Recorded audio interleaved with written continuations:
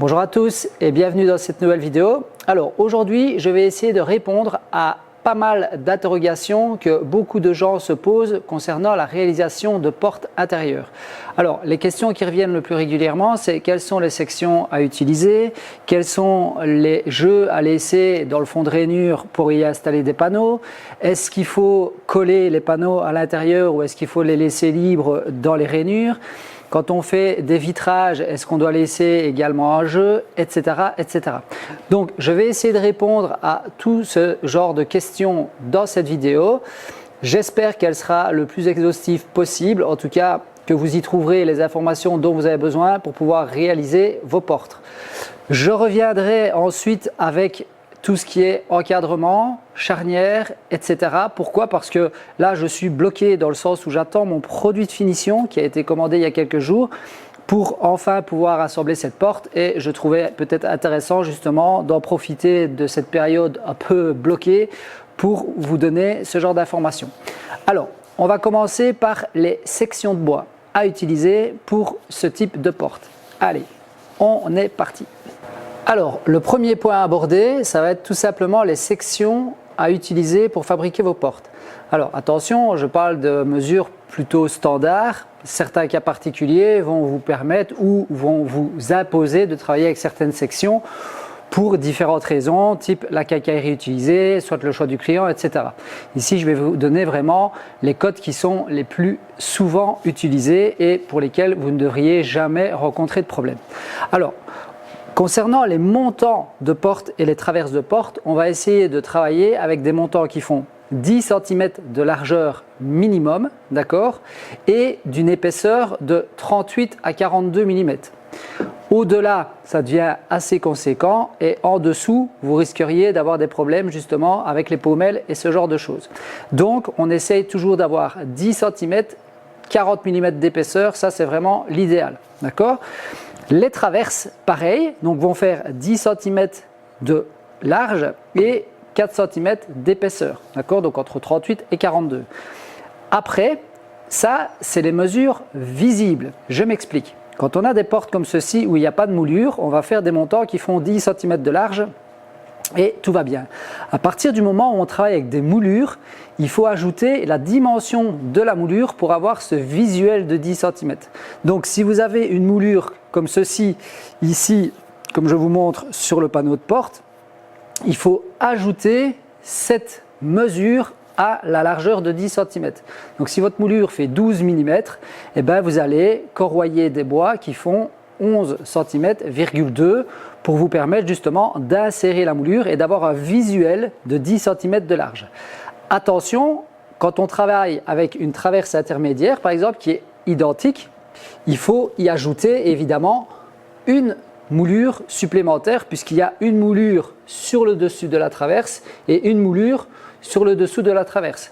Donc dans le cas d'une moulure de 1,2 cm, il faudrait ajouter 1,2 cm supplémentaire aux 11,2 de base. J'espère que c'est relativement compréhensible. Ok? Alors dans certains cas, la traverse basse va être un petit peu plus large. On essaie de la faire à 14 cm. C'était souvent des règles qui étaient faites à l'époque où la traverse du bas était de 14 cm, pareil, vue. Donc si vous aviez une moulure, il fallait y ajouter la moulure. Ça se fait de moins en moins, en tout cas c'est un peu le sentiment que j'ai. Donc maintenant on travaille avec montant, traverse de la même largeur. D'accord? Donc ça c'était pour les sections de base. Ensuite quand on va travailler avec des croisillons comme ceci, ben, en fait ça va être la même chose. C'est-à-dire qu'on va prendre la moulure de droite et de gauche, donc admettons 12 mm et 12 mm, ça va faire 24 mm et on va essayer de laisser un espace de 5 à 6 mm entre les deux parties de moulure pour permettre justement d'y insérer éventuellement dans le cas de croisillon avec vitrage, le vitrage sur la partie arrière. Donc on va arriver à un croisillon qui va faire environ 35 à 38 mm de large. D'accord? Moi ici par exemple le croisillon ils font 38 de large. Donc 38 de largeur comme ceci et 38 d'épaisseur. Donc toujours bien penser à adapter voilà, en fonction aussi du corroyage, mais l'idéal c'est d'avoir minimum 38 mm. Alors au niveau des assemblages, là, pareil, il y a toute une série de possibilités, tonneau mortaise avec renfort d'épaulement comme j'ai montré, mais ça fonctionne aussi très bien avec des dominos ou avec des tourillons. Il faut savoir que beaucoup de portes industrielles aujourd'hui sont fabriquées avec des assemblages ici au niveau des traverses avec 2 tourillons de 10. On a eu une fois cette découverte sur un chantier où on a dû démonter des portes pour remettre des nouvelles, etc. Et avec mon ancien ouvrier, on s'est dit, tiens, est-ce qu'on ne regarderait pas un petit peu comment est-ce que c'est fabriqué, puisque ça avait l'air d'être des belles portes en massif, etc. Et bien, à notre grande surprise, c'était simplement 2 tourillons qui étaient mis pour maintenir les traverses et les montants. Donc les gens qui étaient un petit peu inquiets, je pense à Jean-Louis ou à Mérové, qui avaient le sentiment que mes tenons sur la porte pivotante étaient un peu limites, je peux vous assurer que si vous voyez ce qui se fait aujourd'hui au niveau industriel, vous feriez une drôle de tête. Pareil, lorsqu'on travaille avec des portes avec assemblage profil contre profil, d'ailleurs si ça vous intéresse que je fasse une vidéo sur ce type d'assemblage, n'hésitez pas à le mettre dans les commentaires, je me ferai un plaisir de vous montrer comment ça fonctionne, parce que ça fonctionne aussi bien pour des portes de meubles que je vais vous montrer après, que sur des portes intérieures. Et dans ce cas-là, c'est uniquement la colle qui maintient l'assemblage profil contre profil, donc il n'y a pas de tenons mortaises qui y sont ajoutées. Dans certains cas, certaines personnes y ajoutent des faux tenons, mais de moins en moins, quand on fait un profil contre profil, il y a un tenon au niveau des portes. Et je parle bien de portes intérieures, je ne parle pas de portes de mobilier. D'accord ? Donc ça, c'était pour le type d'assemblage et la manière de pouvoir assembler votre cadre. Ensuite, fonction du cadre que vous allez faire, il y a des portes qui vont être avec panneaux. D'accord, intégré. Ici, il y a 4 panneaux, mais admettons, on a une traverse intermédiaire et on va avoir un panneau au-dessus, un panneau en-dessous. C'est exactement le même principe. On va y faire des rainures pour venir encastrer les panneaux. Ça, c'est quand c'est des panneaux pleins. Si maintenant, on travaille avec des vitres, on va faire des feuillures. Donc, comme je vous ai montré, avec les portes vitrées. Pourquoi ? Parce qu'on vient insérer le vitrage dans la feuillure pour permettre d'y mettre des petits bois, donc des parts closes, qui vont venir maintenir le carreau et qui peuvent être retirés si une vitre venait à casser. D'accord ? Par contre, des panneaux pleins, on y fait toujours des rainures parce que, mis à part catastrophe ou quelqu'un qui essaie de mettre son poing à travers, il n'y a pas de raison que le panneau casse. Donc, on vient, les insérer dans les rainures. Ce qui nous amène au point suivant, c'est est-ce qu'il faut laisser un espace dans les rainures? Si oui, de combien? Et est-ce qu'il faut coller ces panneaux dans les rainures? Là, je vais vous rapprocher pour vous montrer. Donc nous voilà ici donc, devant la porte pour vous montrer en fait les rainures qui ont été effectuées pour l'insertion ou l'introduction des panneaux intérieurs. Ici, c'est des panneaux en contreplaqué, donc en multiplex face chaîne, mais on aurait très bien pu travailler avec du massif, comme je vais vous montrer par la suite au niveau des portes intérieures. C'est exactement la même chose et moi je travaille exactement de la même manière, que ce soit sur des portes en massif, que ce soit avec des panneaux en contreplaqué. Alors, les panneaux, en général, moi je fais une rainure d'1,3 cm de part et d'autre. Donc ici j'ai 1,3 cm, ici j'ai 1,3 cm, etc. partout.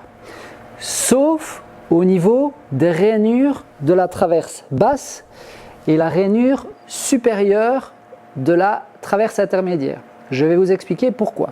Je fais 1,3 cm pour laisser 3 mm de jeu à droite et à gauche pour que le panneau puisse travailler d'une part, mais aussi pour que les traverses puissent travailler également.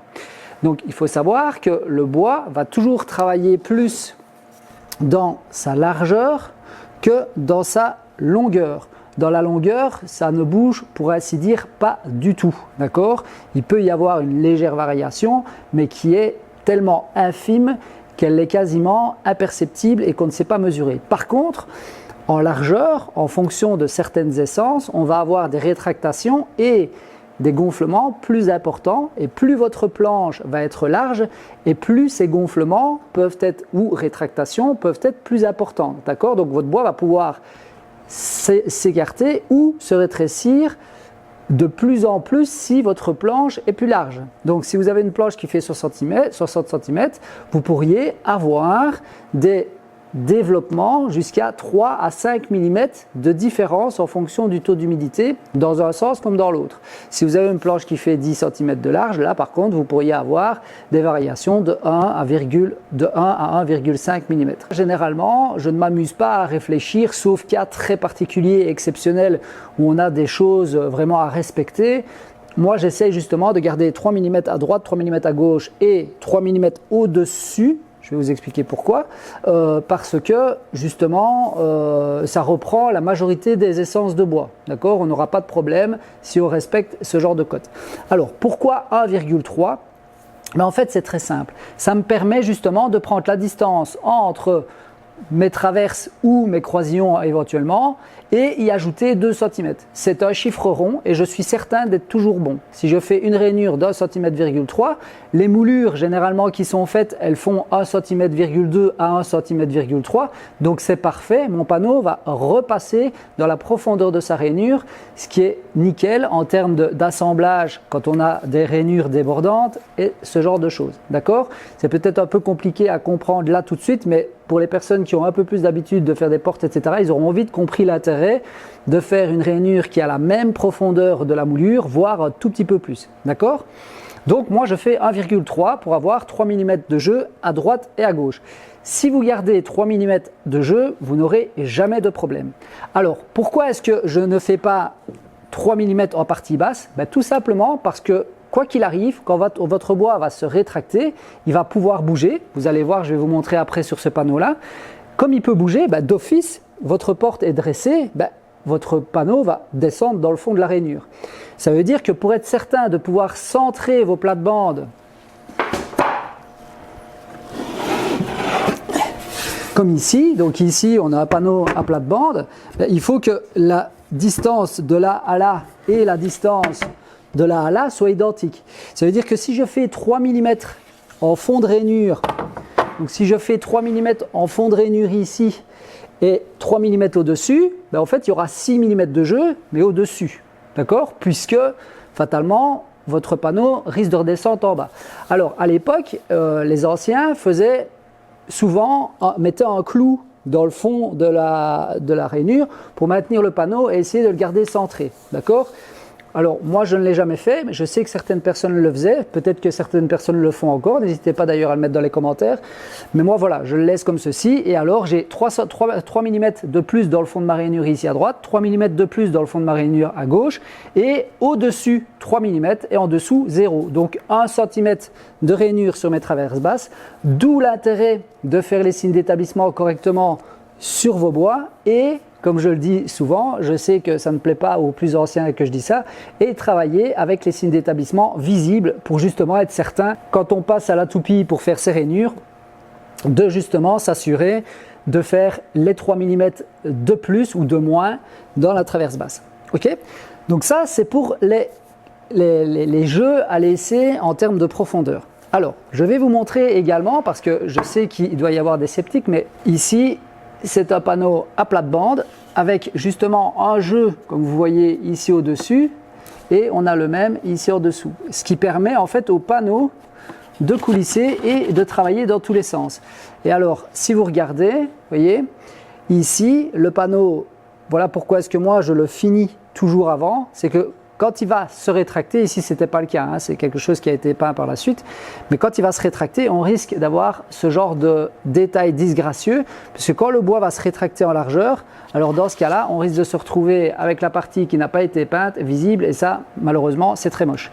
Le fait de faire 1 cm de rainure, ça vous fait quand même une sacrée marge de sécurité si en cas votre panneau venait à se rétracter totalement que pour avoir un jour. Donc pour vous montrer ce panneau aussi, donc il est bien dans des rainures et regardez, il bouge encore, ouais, voilà, on voit qu'il bouge, donc il est libre, il n'est pas collé. Donc ce qui nous amène au point suivant, faut-il coller les panneaux en fond de rainure ou pas? Et si oui, dans quel cas? Ok, allez, on passe à ça, je me remets. Alors maintenant on va parler des panneaux. Alors, quel type de panneau est-ce qu'on va utiliser en fonction de la porte qu'on a décidé de faire? Quelle est l'épaisseur de ces panneaux et faut-il les coller ou pas dans les rainures? Je vais essayer de répondre à ces questions-là. Alors, première chose, quelle est l'épaisseur de panneau qu'on va utiliser pour mettre dans nos rainures? Eh bien, ça va être fonction de ce que vous souhaitez faire. C'est-à-dire, ici, c'est une porte avec des panneaux lisses. Il n'y a pas de moulure, les panneaux sont lisses, il n'y a pas de plate-bande. Donc les plates-bandes, je vous rappelle, c'est ceci. Donc c'est une forme qui est donnée sur les côtés, sur le pourtour du panneau qui vient à l'intérieur de votre porte, d'accord, de l'encadrement de porte. Ici, c'est lisse. À partir de là, moi, je travaille avec des panneaux contreplaqués de la même essence que le bois, quand les gens veulent quelque chose de moderne. Mais vous pouvez très bien faire la même chose avec du massif, d'accord? Si vous voulez amener des nœuds, etc., vous avez tout intérêt à travailler avec des massifs. Vous faites un panneau collé comme un plateau de table, je vous invite à aller voir la vidéo que j'ai faite sur la sélection des faces, etc., et puis vous mettez dedans. Moi, je travaille avec du 13 mm d'épaisseur quand je travaille avec du contreplaqué et du 15 mm d'épaisseur quand je travaille avec du massif. Pourquoi? Tout simplement parce qu'avec le contreplaqué, c'est soit 13 mm, soit 18 mm. 18 mm pour moi, c'est trop lourd et ça n'a pas d'importance, en tout cas, ça n'apporte pas d'intérêt supplémentaire, que ce soit aussi bien acoustique, thermique ou résistance. Ça va amener peut-être un peu plus d'acoustique, mais honnêtement, c'est quasiment imperceptible par rapport à du 13 mm. Et le bois massif, en dessous de 15 mm, je trouve que c'est un peu léger, ça aura tendance à travailler beaucoup plus. Et 15 mm, en fait, c'est la première mesure que moi je sais avoir en bois brut, qui est 20 mm. Donc je vous rappelle, quand vous voulez faire un travail avec un bois fini, vous achetez du bois brut qui fait 5 mm de plus. Donc mes montants de porte font 40 mm, je vais acheter du bois avivé ou des plots de 45 mm brut. D'accord? Ensuite, si je travaille avec des panneaux à plate-bande, donc comme ceci, comme je dis, là ça va être une autre histoire. Pour des portes intérieures, je vais devoir partir sur du 30 à 33 mm. Pourquoi? Ceci, c'est un cadre de porte intérieure, enfin de meuble, d'accord? Donc qu'est-ce qui se passe? Ma plate-bande, elle est d'un côté de la porte, mais de l'autre côté, c'est plat. Donc il n'y a vraiment aucun problème, puisque l'intérieur du meuble, on s'en fout finalement qu'il y ait une plate-bande. Par contre, quand on fait une porte de maison, fatalement, la plate-bande, on doit la retrouver sur la face avant de la porte, mais sur la face arrière. Ce qui implique évidemment une double plate-bande, donc comme ici. Donc on a une plate-bande de ce côté-ci, une plate-bande de ce côté-ci, ce qui est évidemment amincit drastiquement l'épaisseur du panneau. Ça, c'est un panneau 18 mm. J'ai fait une toute petite plate-bande et là, maintenant, il me reste 8 mm. Mais esthétiquement, il faut bien penser que mon panneau va rentrer d'1 cm. Donc, j'aurai vraiment une petite partie seulement visible de ma plate-bande. Si je veux une plate-bande plus importante avec une belle moulure, généralement, celles-ci font 6 cm du bord du panneau jusqu'au bout de la moulure, ça veut dire qu'il y aurait 5 cm visibles et dans ce cas-là, on perd jusqu'à 13 mm d'épaisseur par face. D'accord? Et donc pour avoir les 8 mm, si vous faites un petit calcul, on va vite se retrouver à 33-35 mm d'épaisseur pour les panneaux intérieurs quand on va avoir une belle plate-bande moulurée. Après, il existe des plates-bandes plus fines comme ceci qui plaisent très bien aux clients et dans ce cas-là, on peut partir sur un panneau de minimum 27 mm. Moi, pour les portes intérieures, quand j'ai un panneau à plate-bande et des moulures, généralement, les panneaux intérieurs font minimum 27 mm et généralement, ils font 33 mm d'épaisseur. Comme ça, vous avez votre idée. C'est aussi pour ça que les portes massives avec moulure et panneaux à plate-bande sont relativement chères parce que justement, il faut beaucoup de matière avec des épaisseurs assez importantes. Donc ça, j'espère que ça répond à votre question. Ensuite, vient la question de savoir si on colle les panneaux dans les rainures ou si on doit les laisser libres. Est-ce que dans certains cas, on colle ou pas? Mais en fait, ça va être très simple. Coller, on ne colle jamais. Donc tous les panneaux qui sont encastrés dans des rainures, que ce soit du contreplaqué, que ce soit du massif, on ne colle jamais. Pourquoi? Parce que, quoi qu'il arrive, le contreplaqué est très stable, mais travaillera également dans son épaisseur, tout simplement parce qu'il va prendre l'humidité. Mais si vous avez du contreplaqué qui est encastré dans des rainures de massif, le massif, lui, dans tous les cas, va travailler. Et donc, qu'est-ce qui va se passer si vous collez vos panneaux dans vos rainures? Quand ça va vouloir travailler, au mieux, la colle va casser, au pire, le bois va fissurer, puisqu'en fait, il va vouloir s'écarter. Et comme vous le savez, quand vous collez deux morceaux de bois entre eux et que vous voulez essayer de les casser, ça ne casse pas à l'endroit du collage, ça casse à côté du collage. Donc ici, si le bois doit tirer vers l'extérieur les fibres, qu'est-ce qui va se passer? Vous avez du bol, le collage n'avait pas bien pris parce qu'il y a de la poussière ou autre, la colle va casser, va se désolidariser, c'est un moindre mal, mais dans le pire des cas, vous allez avoir une fissure qui va se créer où la tension se sera exercée. Donc on ne colle jamais. Et c'est pareil pour les panneaux en massif. Si vous mettez un panneau en massif dans vos rainures, à plate-bande, sans plate-bande ou autre, il ne faut pas coller non plus. D'ailleurs, je suis certain que vous avez déjà vu dans certaines habitations plus anciennes, des panneaux qui sont fissurés au milieu. C'est soit parce qu'il n'y avait pas suffisamment de jeu dans les rainures, et donc le panneau à un moment donné a gonflé, a pressé, clac, il s'est cassé et il a créé une fissure, ou tout simplement ça a été collé dans les rainures, et quand on colle ici dans les coins, il faut mettre un petit peu de paraffine pour éviter, donc il faut mettre de la paraffine sur votre panneau et sur vos panneaux à plate-bande pour éviter que la colle n'adhère s'il y avait de la colle qui ressortait de votre assemblage. Eh bien, si vous ne faites pas ça, qu'est-ce qui se passe? La colle prend dans les coins de vos panneaux, les panneaux sont contraints et dès qu'ils veulent travailler, clac, ça fissure parce que le bois reste coincé dans les coins de votre porte avec la colle qui a adhéré au panneau. Et à ce moment-là, eh ben, votre panneau ne sait pas travailler, clac, il y a une fissure qui se fait à un endroit du fil un peu plus faible ou autre. D'accord? Ça, j'espère que c'est bien clair. Alors, dernier petit point, comme ça vous avez quand même une information supplémentaire. Donc comme je le disais, les portes intérieures montant 10 de large, 38 d'épaisseur. Et pour les portes de meubles, parce que j'imagine qu'on va me poser la question, mais moi je travaille avec des montant visible de 6 cm. Donc, j'ai une moulure supplémentaire qui, elle, fera 1 cm, 1,2 cm, mais là-bas, je pars avec 6 cm. Donc, j'ai des montants généralement qui font 7,2 7,5 finis avec la moulure. Voilà. Et l'épaisseur, je travaille avec du 22 mm quand je travaille avec du massif.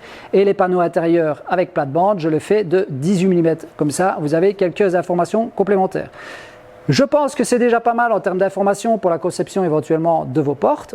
Je crois en tout cas que vous avez un petit peu ce que vous voulez. N'hésitez pas à mettre dans les commentaires si vous avez d'autres questions. N'oubliez pas de répondre si ça vous intéresse, de savoir si vous voulez que je fasse une vidéo sur le profil contre profil pour ce genre de portes, d'accord? Donc des portes de maison et non pas des portes de mobilier.